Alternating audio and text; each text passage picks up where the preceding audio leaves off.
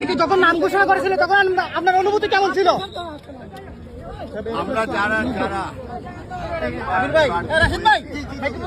আমাদের সকলের মধ্যে একটা বিশ্বাস ছিল আমাদের দলের প্রধান যে সেটা আমাদের পক্ষে যাক বা বিপক্ষে যাক, সেই সিদ্ধান্ত আমাদের সকলের আলহামদুলিল্লাহ। আমার হয়তো নসিব ভালো ছিল, আমার হয়তো পরিশ্রম যা হয়েছে এত বছর সেটা নজরে পড়েছে, সেই কারণে আমাকে আজকে প্রার্থী বানানো। আমি ধন্যবাদ জানাতে চাই আমার দলের প্রধানকে, আমি ধন্যবাদ জানাতে চাই রাঙ্গুনিয়ার মানুষকে যারা এত ভালোবাসে আমাকে।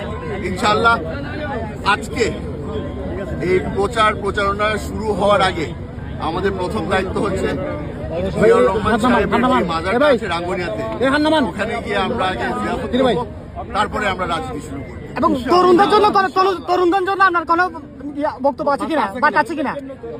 তরুণদেরকে খালি একটা জিনিসই বলবো, আমার বয়স তাদের থেকে বেশি না, আশা করি তাদের প্রতিনিধি হিসাবে সংসদে গিয়ে তাদের পক্ষে কথা বলবো।